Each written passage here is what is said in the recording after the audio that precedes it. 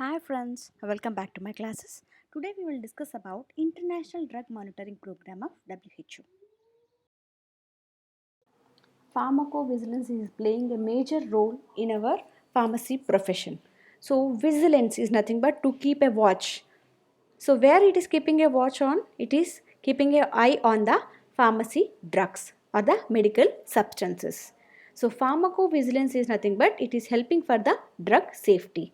So WHO has defined this as the science and activities which are relating to the detection, assessment, understanding and prevention of the adverse effects of any drug and drug related problems.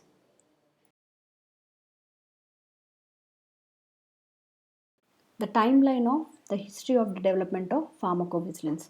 So as we have seen in the previous slides, first the death of Hannah has been happened because of the using anesthesia chloroform. Then in USA using the solvent diethyl glycol 107 people have been died in the year of 1937. Then in 1938 a new act was being established, Federal Food and Drug Cosmetic Act. So whatever drug is going to be released in the market they have to get approved. Then in your gastrointestinal toxicity of acetyl salicylic acid was being proved in the year of 1955. In 1961 the thalidomide tragedy was being reported by McBride. Then they have structured yellow card in the UK in the year of 1964. In 65, the European legislation was developed, and in 1968, WHO program for international drug monitoring was instituted. In 1995, the European Medicinal Agency was developed. In 2001, UDRA Vigilance was funded. UDRA Vigilance is nothing but it is a European data processing network. In 2012, new European pharmacovigilance legislation has been started, and the new pharmacovigilance UDRA Vigilance format has been started in the year of 2017. There again the pharmacovigilance is being gradually developed.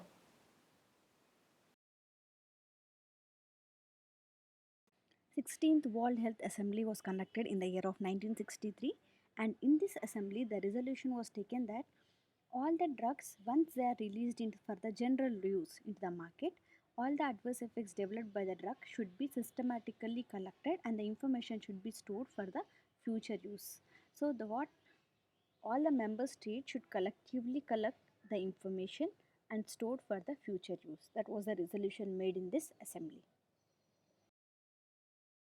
After the World Health Assembly of 1963, they have been started a program called as International Drug Monitoring Program in the year of 1968. So what happens is whatever information we get regarding a drug, it may be safety or any adverse effects relating to that particular drug, they should be stored in a particular manner in all the member countries, especially the ICSR, Individual Case Safety Report. So if an individual is using that particular drug, every particular drug, whatever the adverse effects are being generated, they should be properly stored so that in future use we can have the information about that particular drug. So as decided in the World Health Assembly, they have started the International Drug Monitoring Program, and all the member countries of WHO will share the information regarding the drug adverse effects, and the information will be stored in a database, and this database is being monitored by the Uppsala Monitoring Center which is present in the Sweden. What is the function of this Uppsala Monitoring Center, UMC? I have given the logo of the UMC which is present on the building of that particular UMC Monitoring Center also. Coming to the functions of this center, it will collect the information, it will access them, and it will share this information to other countries about regarding the risk factors, benefits, and safety of that particular drug. Apart from that, it will try to increase the importance of pharmacovigilance in the other countries, and it will alert the member countries when they are using that particular drug about the potential safety risk factors of that particular drug. The WHO headquarters are present in Geneva and Switzerland, which are responsible for the policy issues.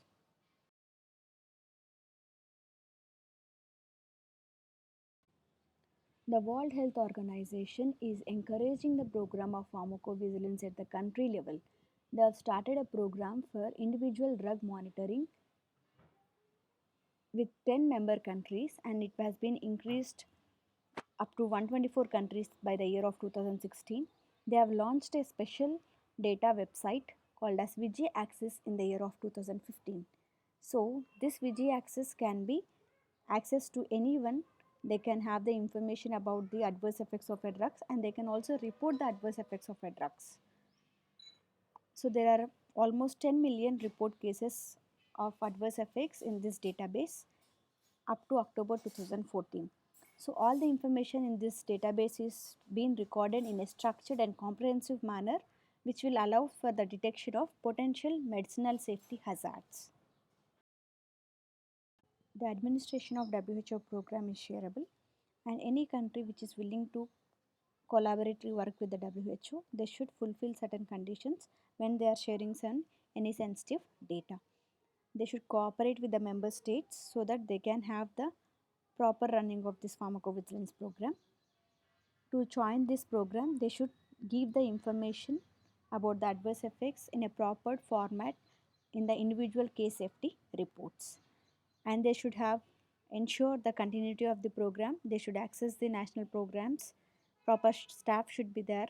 Proper facilities should be there. They should have the sufficient funds, and there should be competence which is required to interpret the information, and the people or the staff working over there should be having the required experience for operating this program. So WHO, this program for individual drug monitoring, can be joined by the member states of WHO. So each state represents a national center. This national center would be authorized by the National Health Authority. So the administration process for this affiliation of a national center is done by that particular country. So country to country there may be variations for this approval process.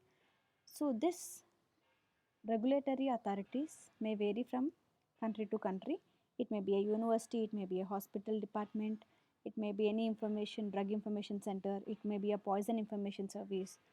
So the technical advisory committee will evaluate all these reports, and it advises certain action which is required to be taken.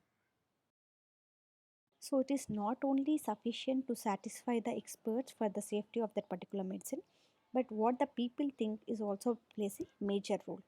So when a manufacturer is supplying certain medicines, he should think how safe is the drug and to what extent the risk can be accepted. He has to think about two things: how safe is the drug and to what extent the risk can be accepted. So, the pharma industries, government, healthcare providers should act in such a way they should develop the trust of the public. So, this trust can be developed in an effective communication about the risk involved. So, we have to understand the mindset of a people before releasing the drug or explaining the adverse effects of that particular drug. So, the method of communication, how it reaches to the public, is it may be through the medical journals, websites, national agencies. Depending upon the severity of the condition, the method of communicating may vary.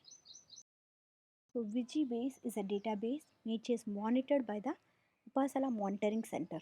So, this monitoring center is having a database called as Vigibase, in which more than 3 millions of adverse effects have been recorded. So, WHO is working collaboratively, and it is giving the reports to the database to analyze and to provide early warning signs and adverse effects related to the medicines. They are evaluating the hazards and what is the mechanism of action to support that and to develop the safe medicine. Through the Committee of Advisory Board, the WHO is playing a major role to give the expert advice relating to the safety of the medicine.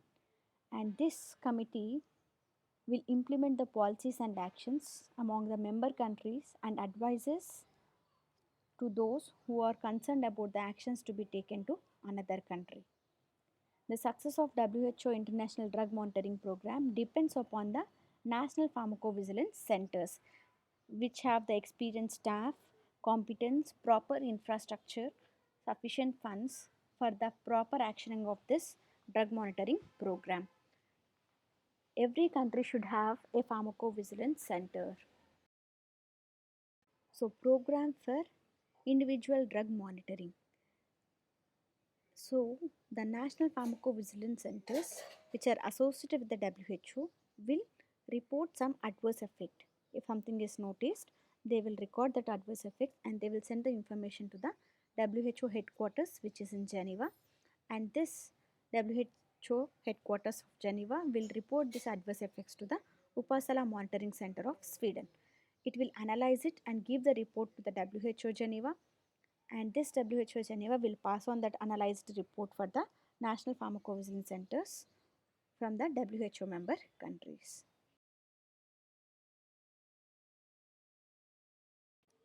Communication about safety of medicines. So, what is the method of communication and by whom it is being issued? So, the letters to the doctors are provided by the manufacturer. The medicine alerts are given by national health authorities. Media statements are released by the national health authorities or pharmacovigilance centers. Leaflets to the patient are provided by the manufacturer or the pharmacovigilance centers or national health authorities.